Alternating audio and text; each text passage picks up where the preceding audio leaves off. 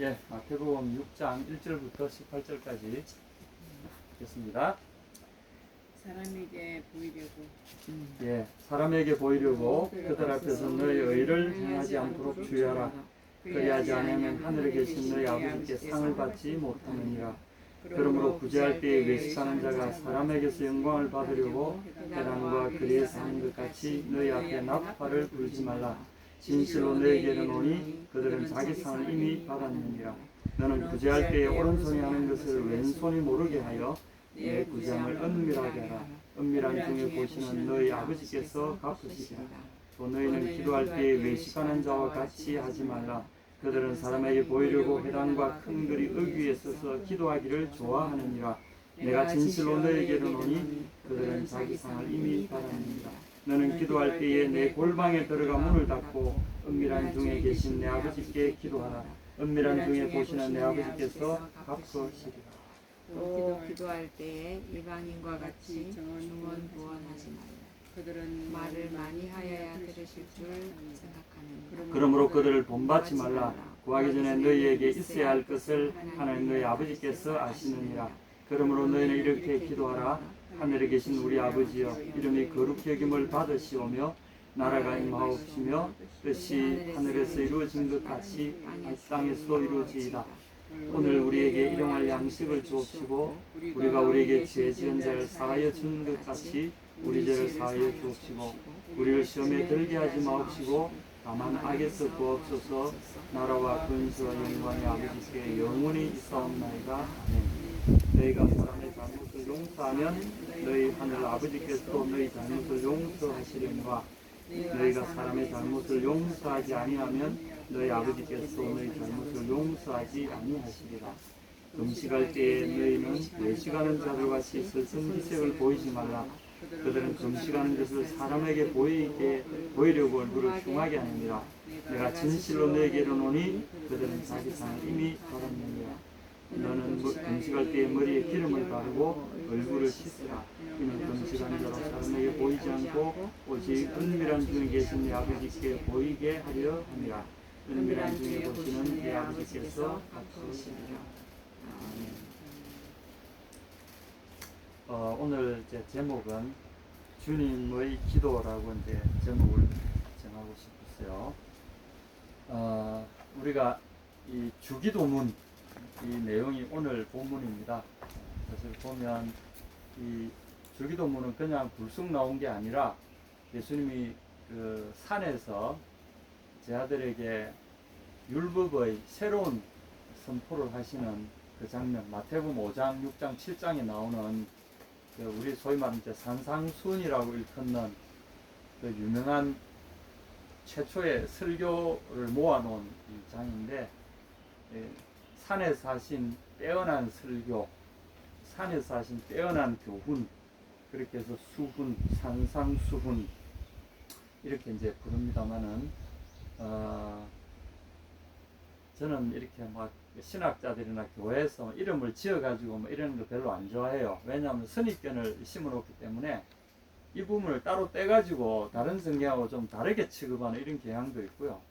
또 이 구절을 좀 고립시키는 그런 의미도 있어요. 그래서 뭐 산상수훈이니 뭐 팔복이니 이런 식의 이 어떤 프레임을 다는 거는 성경을 볼 때 좀 별로 도움이 안 되는 것 같아요. 그리고 팔복이라는 것도 8가지 복이라는 뜻인데 사실은 팔복이 아니라 하나의 복입니다. 이거는 하늘의 백성, 하늘에 들어갈 수 있는 천국 백성의 그 복됨을 선포한 말씀이지 8개의 복이 있으니까 요래하면 요런 복을 받고 저래하면 저런 복을 받고 그런 게 아니라는 거죠. 그런 의미에서 팔복이라고 프레임을 잡는 것도 성경에 대한 오해를 불러일으키는 하나의 그게 됩니다. 그래서 물론 뭐 성경을 잘 아시는 분들이야 그런 프레임에 안 갇히겠지만 우리 일반인들에게는 좀 성경을 그렇게 틀 속에 가두어 버릴 위험이 있기 때문에 저는 그런 표현들 별로 안 좋아합니다. 어쨌거나 오늘 이 마태복음 5장, 6장, 7장의 내용을 보면 우리가 이해하기 굉장히 어려운 내용들이 많아요.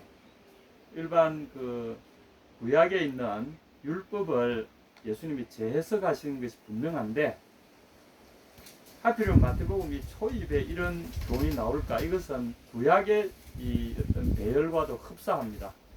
구약에 처음 보면은 창세기 이후에 이제 또 율법이 나오지 않습니까? 레위기, 출애굽기에 이제 율법이 쭉 나오는데 그 내용이 구약의 앞부분에 있잖아요. 마찬가지로 예수님의 복음에 그 하신 말씀이 참 많으실 텐데 이걸 책 앞부분에 이렇게 소개해 놨다는 것은 구약의 그런 것을 그대로 모양을 의식하고 그렇게 한 게 아닌가 할 정도로 흡사한 구조를 갖고 있습니다. 그래서 이거는 제2의 율법서라고도 불릴 수 있는 그런 내용들입니다. 그래서 그 차이는 모세가 전한 율법과 예수님이 전한 율법의 차이는 어마어마한 차이를 갖습니다. 그게 바로 육적인 차원의 율법과 영적인 차원의 예수님의 이 천국의 율법의 이 차이인데, 오늘 특별히 이제 기도에 대해서 예수님이 우리에게 주신 교훈이 6장부터 1절부터 바로 시작이 됩니다. 6장 1절에 들어가 보시면 첫 번째 사람에게 보이려고 이런 구절이 바로 나옵니다. 원래 이제 원문에는 주의하라 이렇게부터 시작됩니다. 주의하라. 사람들 앞에서 의를 행하는 것을 주의하라. 혹시나 사람들 앞에서 네 의를 보이려고 행하는 것을 주의하라 이 말은 하지 말라 이 말입니다. 혹시 사람들 앞에 의를 행하는 일이 있을까 극도로 주의하고 하지 말라 이 뜻입니다. 그냥 주의하라가 그냥 조심하라 이런 정도가 아니라 혹시라도 그런 일이 있을지 모르니까 아예 그런 일이 일어나지 않도록 극도로 조심하라. 왜냐하면 하늘에 계신 너희 아버지께 상을 얻지 못하느니라. 기도는 또는 여기 보면은 의를 행하거나 우리가 어떤 소위 말하는 이제 종교적인 행위라고 말하는 하나님께 예배드리는 행위나, 그리고 하나님이 성경을 통해서 우리에게 요구하신 일을 우리가 순종하는 일을 이제 의를 행한다 그러죠. 그리고 이런 일을 행할 때 이것은 하나님의 명령에 우리가 순종하는 거지 사람의 하라고 해서 한 게 아니잖아요. 그러니까 이것은 의를 행한다. 이것은 철저하게 하나님과의 관계 속에서 이루어진 나의 반응인 거죠. 그 반응이 하나님을 향해서 하라 이겁니다. 굉장한 도전입니다.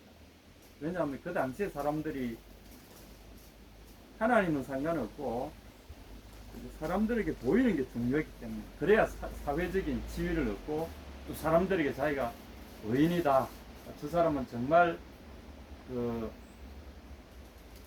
하나님 앞에 헌신된 사람, 하시딤 이런 식으로 불리기를 참 좋아했어요. 하나님 앞 정말 신실한 사람이다. 그래서 하나님의 그 은총이란 말, 헤세드라는 말에서 나온 이제 영어로 말하면 그레이스죠. 은혜, 은총. 그리고 하나님을 향해서 또 그런 하나님의 은혜 가운데서 하나님께로 전적으로 이제 헌신된 삶을 이야기할 때 이제 그런 삶을 사는 사람 하시딤이라고 불렀어요. 히브리 사람들은 하시딤이 되려고 엄청 노력을 했어요. 그러니까 이제 사람들에게 막 이게 나중에는 변질이 돼가지고 하나님을 보는 게 아니라 사람을 보는 거죠. 신앙생활이 사람에게 보이는 게 중요한 거야. 그러니까 외적으로 참 꾸미고, 그러니까 가짜들은 이 속에 든 게 없으니까 껍데기를 꾸미기 시작합니다. 껍데기가 화려하고 막 인간적인 치장을 많이 하잖아요. 그럼 거의 대부분 가짜입니다. 우리 기독교 안에도 마찬가지예요. 사람들에게 보이려고 하는 화려함이 있다면 일단 조심해야 됩니다. 그 속에 그 내용에 뭐가 있는가? 사람이 있는가? 하나님이 있는가? 여기 보면 하나님께 상을 얻지 못한다. 이것은 하나님을 대상으로 하는 거지 사람을 대상으로 하는 게 아니고, 이 2절도 마찬가지입니다. 구제할 때에 이것도 하나의 의를 행하는 방법이고 하나님의 명령이죠. 고아와 과부를 돌아보고 이웃을 돌아보라. 그렇게 하신 말씀을 이제 구제라는 행동을 통해서 우리가 실천합니다. 그런데 외식하는 자가, 벌써 여기 외식하는 자가 가짜라는 거죠. 외식, 겉만 번지르하게. 이 외식이란 말에, 이 그리스 말에 이 어원은 이제 영화 배우, 요새 말하는 영화 배우, 그 당시로서는 뭐 연극 배우를 의미하는 거죠. 연극 배우 같은 짓을 한다 이거죠. 연극 배우, 자기는 그렇잖아요. 전혀 다른 삶을 사는 사람인데 그게 나오는 어떤 특정한 인격을 보여주기 위해서 하는 거죠. 쇼를 하는 거죠. 쇼하지 말라는 거죠.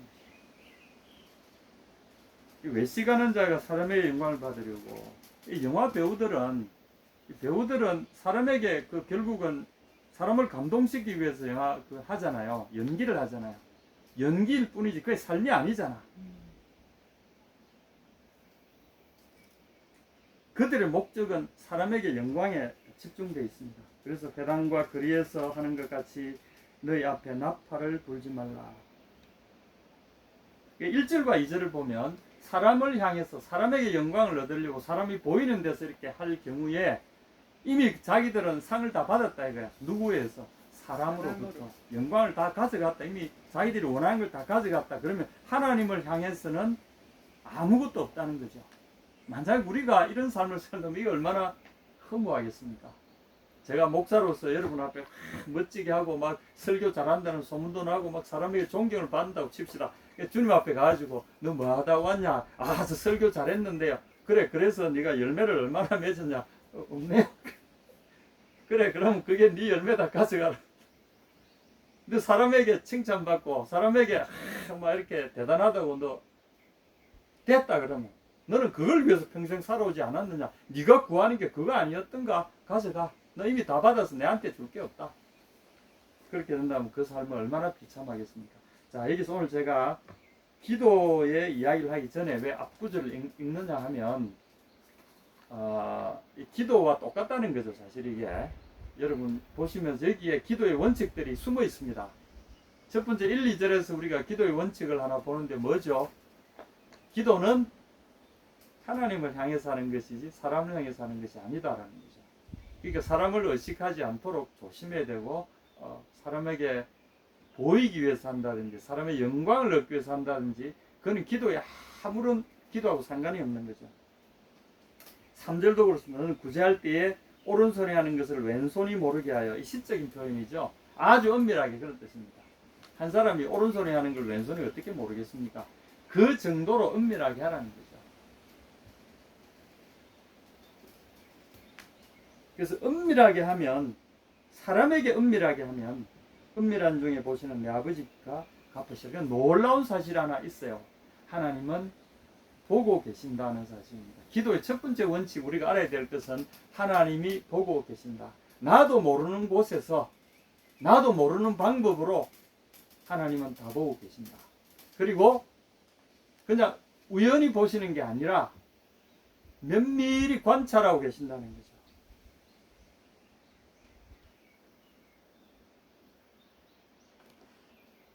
뚫어지게 보시는 겁니다.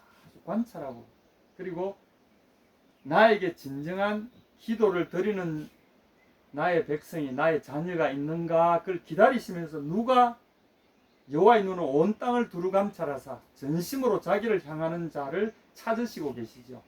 전심으로 자기에게 향하는 자를 찾으시는 거죠. 그리고 그런 사람을 만나시면 주님이 그에게 응답하신다는 거죠.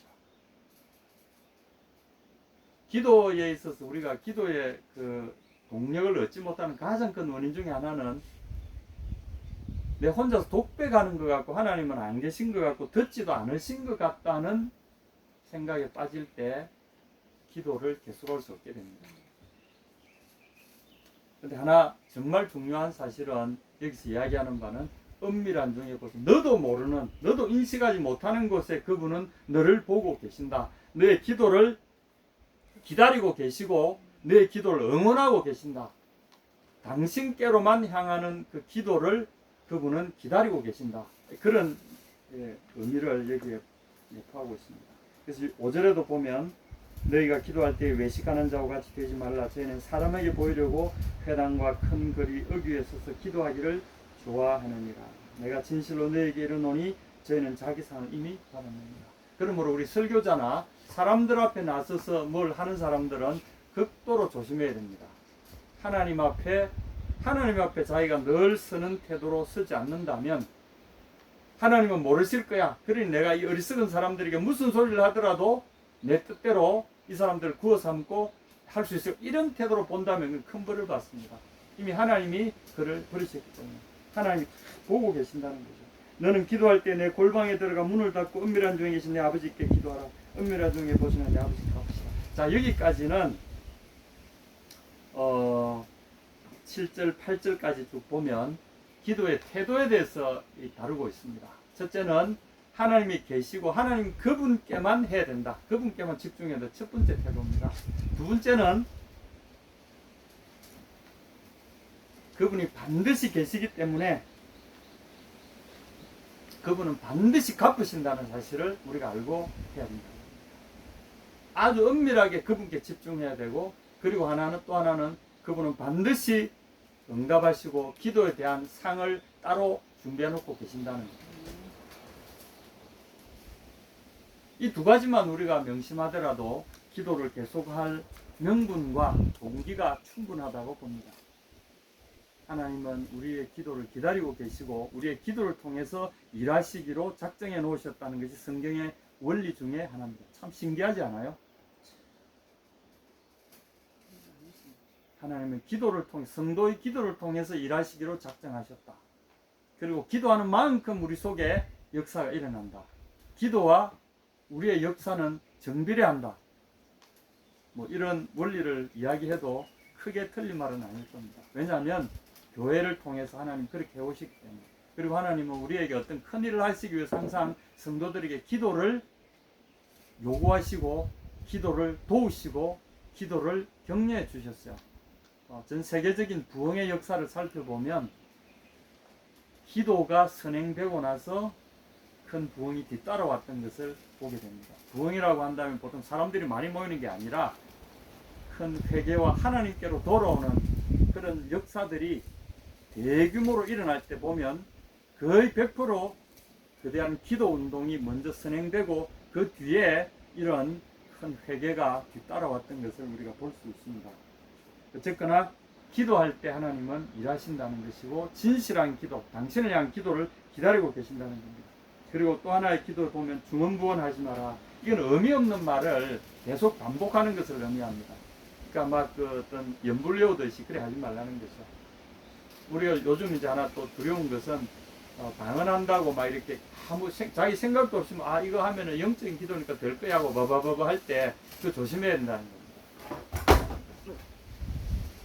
기도는 하나님을 향한 우리 인격의 대화죠. 일단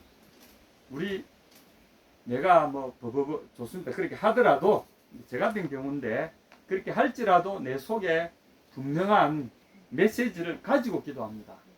그리고 내가 내 속에 끌어오는 열정이 이 말이 너무 느리기 때문에 그 열정을 다 쏟아낼 수 없어서 혀가 꼬부라진 채로 그냥 토해내는데 나오는 말에 대해 저는 그걸 방언이라고 생각하지 않습니다. 왜냐하면 그게 무슨 일정한 언어 체계를 갖고 있는 것 같지 않기 때문에 저는 그것을 언어라고 볼 수는 없다고 봐요. 그러나 내 마음에 기도의 본물이 막 쏟아져 나오는데 그걸 일일이 이렇게 말을 만들어서 내려고 하니까 너무 느려서 그냥 혀를 좀 풀어가지고 그것이 한꺼번에 확 쏟아져 나오게 하는 것은 도움이 된다고 봐요.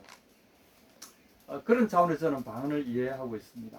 그래서 소위 말하는 그런 방언, 천국의 언어, 그거하고는 좀 관계가 먼 것 같아요. 어쨌거나 우리가 조심해야 될 것은 의미 없는 말을 하나님 앞에 이방인들이 하는 이 이방 종교의 하나의 그 모습이죠.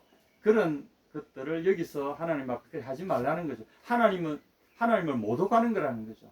그런 무의미한 이방 종교에서 하던 그런 이제 연불하듯이 여러분 와가지고 해보십시오. 아무 의미 없는 말을 계속 한다고 해보십시오. 그걸 방언이랍시고 천국의 언어랍시고 그런 짓 하면 안 된다는 거죠. 더욱이 은밀한 자기 개인의 기도 속에서는 어떤 형태를 취하든 관계없습니다. 그런 의미에서 저는 이에 대해서 말하고 싶지 않습니다만은, 그러나 이것이 특별한 자기만의 그것을 방언이라고 하면서 신비한 언어니 어쩌니 그런 이야기 한다는 건 성경적인 근거도 없을 뿐 아니라 여기에 말하는 중언부언 여기에 해당되는 겁니다. 아무 의미 없이 원래 이게 말을 더듬는 것, 의미 없는 말을 계속 되풀이하는 것, 이것은 기도에서 극히 우리가 경계하고 조심해야 될 부분입니다. 이래서는 안 되는 거죠. 그래서 네가 원하는 게 뭐냐? 할 말을 똑똑해라 이거죠. 분명한 말을 한마디를 하더라도 하나님은 많은 말을 들으시는 게 아니라 한마디만 하더라도 그 한마디 속에 있는 정신을 하나님 받으시는 것이 중요하지, 아주 유려한 말로 연설하는 거 하나님 원치 않으세요. 어린애가 아빠 이거 필요해, 이거 주세요, 그 한마디면 되지. 그래서 유명한 이런 어떤 분이 이런 말씀을 한 것 같아요. 성경부 교재에 보면 깨졌어요. 기도는 열쇠와 열쇠에 비유할 수 있다. 이 아주 잘 아름다운 소재로 황금으로 만든 열쇠가 있다 칩시다. 황금으로 만든 열쇠와 녹슨 쇠로 만든 조그만 열쇠가 하나 있다고 칩시다. 황금 열쇠는 그 자체는 번들번들하고 멋지지만 이 자물통에 맞지가 않습니다. 그래서 황금 열쇠를 해도 열리지가 않아요. 근데 쇠로 만든 조그만 이 볼품없는 녹슨 열쇠는 딱 맞아요. 딱 집으면 착 열려.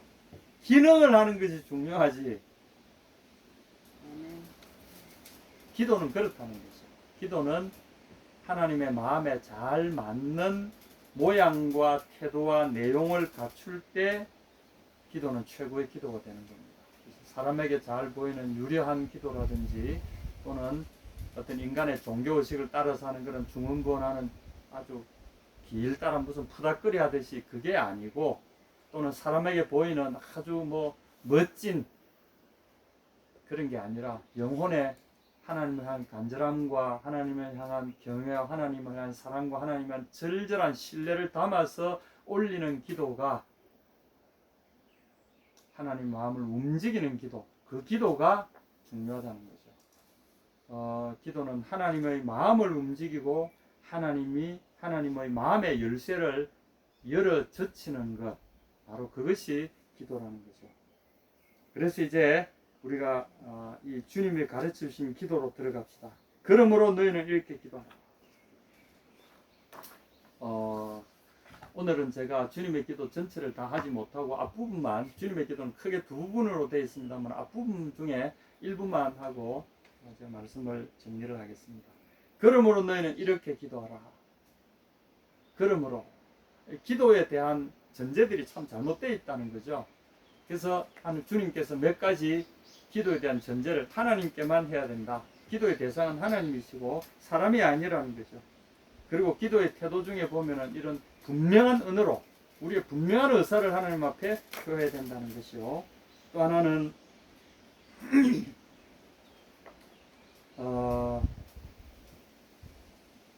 사람에게 은근히 알리려고 하는 이런 것으로부터 우리가 극도로 조심해야 된다.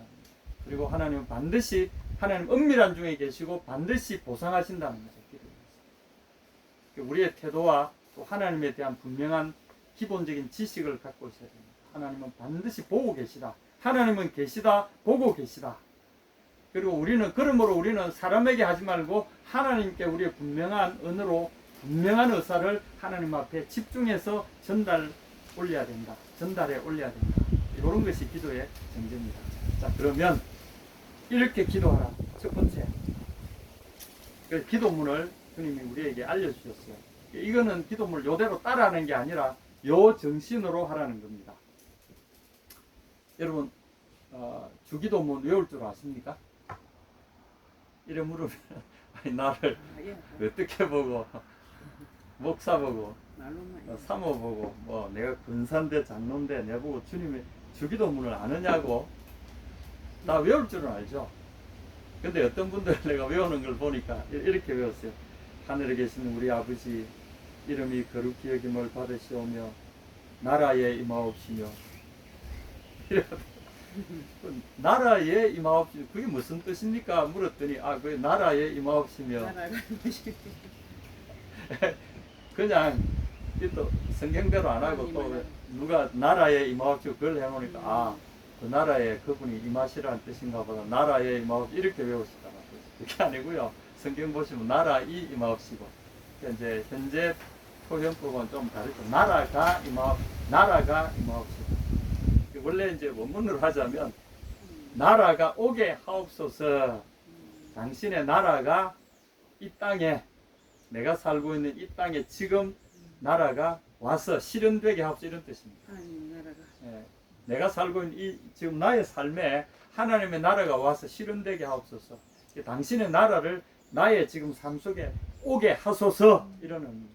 그러니까 나라에 임하옵소서 이게 아니고 나라가 오게 하옵소서. 자, 첫 번째 기도, 하늘에 계신 우리 아버지여, 이렇게 부르는 겁니다. 이렇게 시작한다는 거죠. 얼마나 놀랍습니까? 저는 여기에 계신이라는 말이 참 마음에 참 많이 와 닿았어요. 첫 번째 기도의 전제를 우리에게 이야기하십니다. 뭘까요? 그분은 우리의 아버지시다 하는 거죠. 바로 이 말씀의 바로 앞에 8절에 보면 구하기 전에 너에게 있어야 할 것을 하나님 너희 아버지께서 아신다.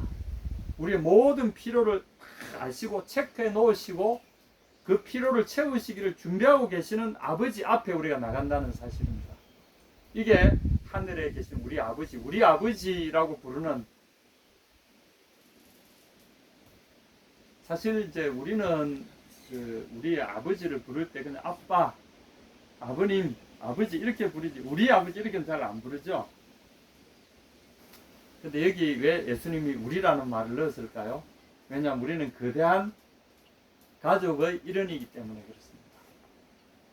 그리고 이 아버지는 나만의 아버지가 아니라 모든 하나님의 자녀들의 아버지이기 때문에 그렇습니다. 그러므로 여기에는 거대한 가족의 일원이다라는 의미까지도 포함하고 있습니다.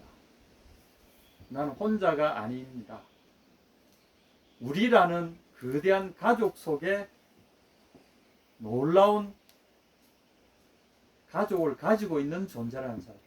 그리고 그 가족이 있을 뿐 아니라 그 가족을 먹여 살리시고 가족의 모든 필요를 채우시는 아버지가 계시다는 사실을 우리가 알아야 된다는 거예요. 그게 먼저 이게 기도의 전제 조건입니다. 그래서 우리 아버지 이 속에 무한한 사실은 축복과 우리의 존재의 어떠함이 그게 다 녹아 있지 않습니까? 우리 아버지. 야, 우리 아버지. 이 우리 아버지라는 개념이기 때문에 우리가 서로 사랑하고 우리가 하나라는 사실을 입증시켜주는 굉장히 중요한 근거입니다. 우리는 우리입니다. 너와 내가 있지만 너와 내는 우리입니다. 이게 우리의 나라의 아주 큰 특징이기도 해요. 너와 나, 하나님도 너와 나 하지만 우리라는 것 속에 우리는 연결되어 있고요. 그건 하나죠, 사실. 아버지 안에 우리는 하나인 거죠. 이 사실은 모든 존재들은 우리라는 울타리 속에 들어가기 전에 행복이 없어요, 사실은. 모든 존재는요, 생명 있는 존재들은 우리라는 울타리 속에 들어가야 우리라는 그 속에서 자기의 가치와 자기의 완전성이 거기서 완성이 되어집니다. 행복이 완성이 되어지고 의미가 완성이 되어지고 그리고 존재가 거기서 완성이 됩니다. 가치가 거기서 완성이 되고요. 우리라는 것 속에 있지 않으면 그 존재는 사실은 의미가 없습니다.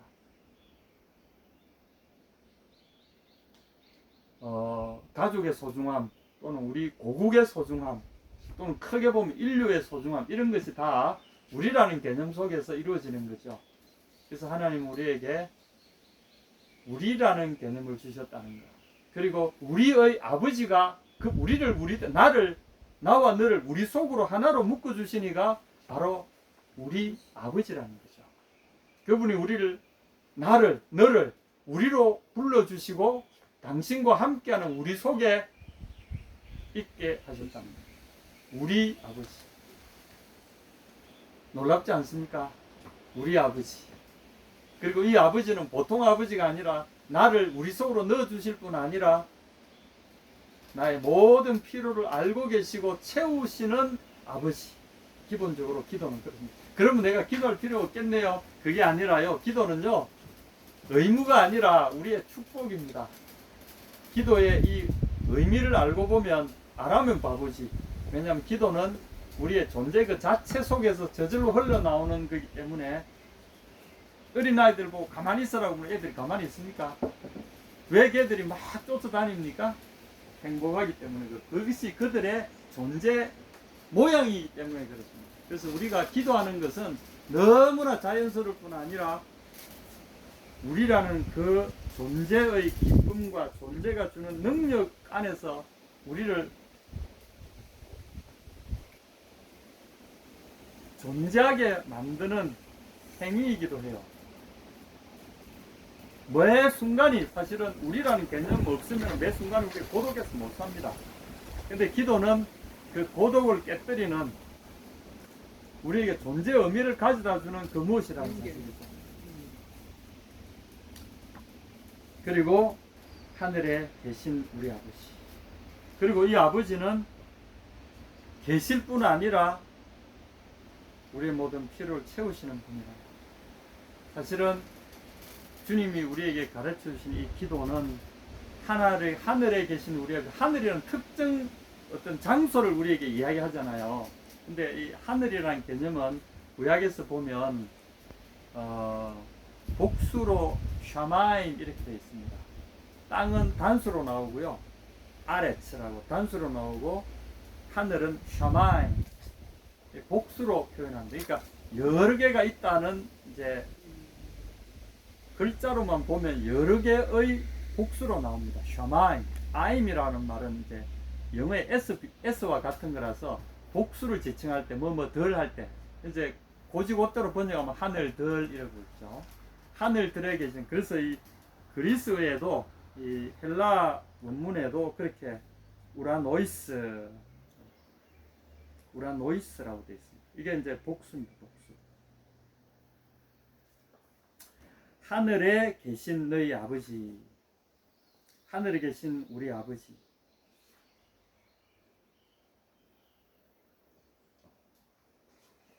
하늘들의, 그래서 이걸 이제 뭐 장엄한 복수라 그래서 하늘은 너무나 우리가 접근하기 어려운 무궁무진한 세계이기 때문에 도대체 거기가 얼마나 넓은지도 모르고 얼마나 땅은 우리가 디디고 다니니까 알지만 하늘은 우리가 모르잖아요. 그래서 그 장엄한 세계를 표현하기 위해서 사실은 신이라는 말도, 엘로힘이란 말도 사실은 이제 복수로 써요. 힘, 이게 또 복수입니다. 그래서 신들 이렇게 해야 되니까 하여튼 뭐 그런 표현법에 의해서 하늘이나 신이나 이런 표현들은 복수로 사용하는데 특히 우리 하나님이 계신 그곳은 역시 복수로 표현됐다는 것도 우리가 주목해야 될 필요가 있습니다. 왜냐하면 이것은 우리와 다른 초차원입니다. 우리가 지금 살고 있는 이 3차원, 4차원 이런 세계보다 뭐 5차원, 6차원이 아니라 그곳에는 이런 차원을 초월해 있는 차원입니다. 그런데 그 차원에서 하늘이라는 그 개념에서 보면 땅은 그 중에 일부에 해당됩니다. 우리는 거기에 인식할 수 없지만 거기서는 우리를 다 인식하는 그런 공간. 그래서 우리가 볼 때 그는 은밀한 공간이고 우리의 인식이 미치지 못하는 곳이지만 하나님의 측면에서 우리는 다 보이는 거죠. 이게 이제 차원의 문제에서 보면 이해가 쉽죠.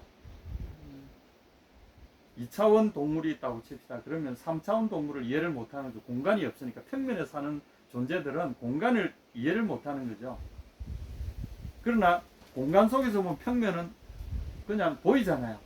그리고 접근할 수 있고. 그런데 2차원 평면에 사는 이런 존재들은 이 3차원 다른 그 고차원으로 자기 아래 차원으로는 갈 수 있지만 위에 차원으로는 접근을 못 하잖아요. 하나님이 은밀한 곳에 계시고 은밀한 곳에서 보신다고 이야기한 것처럼 하늘에 계신다고 했을 때 이 하늘의 개념은 우리가 그냥 우리 위에 보이는 우주의 저 공간을 이야기하는 게 아닙니다. 우주 공간을 초월한 더 넓은, 그리고 그것을 다 포함하는 물리적인 우주 공간만도 우리가 지금 다 인류가 다 보지 못하고 있어요. 극히 일부만 보고 있다고 이야기합니다. 극히 일부분에도 보면 수많은 은하계가 있고 수많은 별들과 항성들이 어마어마한 모양으로 존재하고 있어요. 근데 그 세계를 초월해서 더 큰, 이것을 아주 간단하게 포함하고 있는 더 큰 세계가 있다는, 이게 이제 하늘의 개념입니다. 우리가 잠깐 하늘의 개념을 좀 이해하기 위해서 주님의 존재 세계를 잠깐 이해하려면 예레미야 23장 23절 4절 한번 읽어 주실랍니까? 오늘 말씀의 결론이 바로 여기에 있습니다. 하늘에 계신 우리 아버지, 오늘 기도의 초점은 바로 이겁니다. 한번 읽어주시겠어요? 도대체 하늘에 계신 우리 하늘에 계신 이게 어떤 의미일까? 네. 예레미야 23장 23절 1087페이지.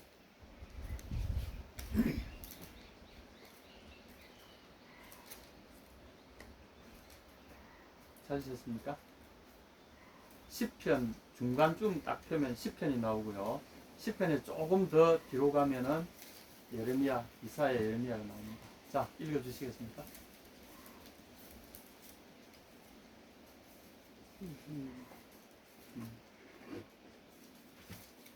자, 읽어주죠. 찾아서. 자, 예레미야 23장.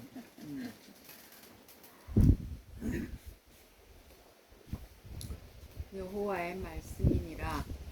나는 가까운 데 있는 하나님이요 먼 데 있는 하나님은 아니냐. 여호와의 말씀이니라. 사람이 내게 보이지 아니하리고 누가 자신을 은밀한 곳에 숨길 수 있겠느냐. 여호와가 말하노라. 나는 천지에 충만하지 아니하냐. 예. 23절에 보면 나는 가까운 데 하나님이요 먼 데 하나님은 아니냐. 이게 이제 가깝다 멀다 그리 개념이죠. 예. 하나님은 가까이도 계시고 멀리도 계신다는 겁니다. 그러니까 우리가 말하는 공간을 초월해 계신 분이에요. 전체. 하나님께 거리 개념은 아무 의미가 없다는 거죠. 우주 끝에 있거나 여기 있거나 하나님 동시에 계실 수 있어요. 동시에. 그리고 24절에 말씀하십니다. 누가 나를 피해서 은밀한 곳 자기를 숨길 수 있겠느냐. 모든 공간 속에 주님은 다 계신다는 겁니다. 이게 하늘 개념입니다. 그리고 나는 천지의 하늘들과 땅에 충만하지 아니하니. 물질적으로 말하면 공기처럼, 이제 이 땅의 공기처럼, 아니면 이제 우주의 그런 뭐 암흑 물질도 있고 뭐 암흑 에너지도 가득 차 있다고 하는데 우리가 잘 모르겠습니다만 어쨌거나 이 공간은 공간 자체 비어 있는 것처럼 보이지만 빈 게 아니래요. 이게 공간 그 자체로 뭔가 꽉 차 있는 거야. 어쩌면 암흑 에너지와 암흑 물질을 우리가 이제 잘 모르는, 인류의 과학으로는 설명할 수 없고 알 수 없는 그 무엇이 있다는 거죠. 어떤 에너지가 있고 어떤 물질들이 있는데 그 뭔지 모르겠다. 보이지도 않고 측정도 안 된다. 그러니 이제 암흑, X라고 표현하는 거거든요. X.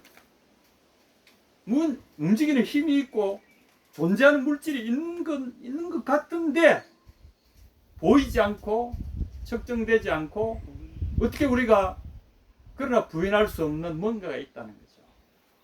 그것이 하나님의 그림자가 아닐지 모르겠습니다만은 주님은 분명히 이야기했습니다. 나는 천지에 충만하지 아니하냐.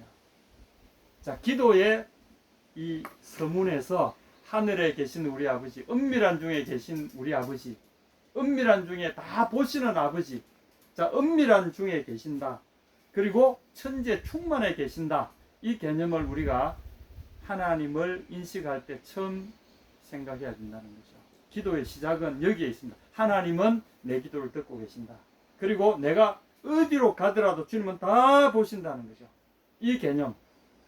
이것이 범죄하는 사람들에게는 두려운 말씀이지만 하나님의 자녀가 된 우리라는 개념 속에 포함된 것을 확신하는 사람들에게는 말할 수 없는 위로고, 이것이야말로 우리에게 기도의 근거가 되고 삶의 힘의 근거가 되는 거죠. 저는 왕왕 내가 산속에 고립되어 있구나 이런 생각할 때가 있어요. 근데 주님께서 나를 일깨우실 때 도대체 너는 나를 어떻게 알고 그런 생각을 하느냐. 우리 하나님의 우리 하나님을 생각할 때 주님은 이렇게 이야기해요. 나는 천지에 충만한 존재다. 네가 보기에 나는 은밀한 중에 있지만 나의 눈을 피할 곳은 아무것도 없다. 나는 먼 데도 있고 가까운 데도 있으며 하늘 저 끝에도 있고 지금 바로 내 곁에도 있다. 나는 모든 곳에 존재한다. 이건 이제 편재라고 그럽니다. 신학자들은 편재. 그러니까 모든 곳에 다 있다는 거죠.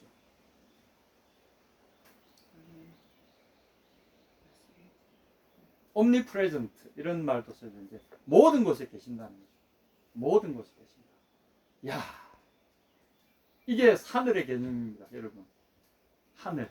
이 하늘의 개념은 모든 곳에 다 계시는, 그러나 우리가 인식할 수 없는 암흑 에너지인지 암흑 물질인지 우리가 모르는 그 세계, 하나님은 그 세계를 다 통할하시고 아무도 주님의 눈에서 피할 수 없다는 거죠.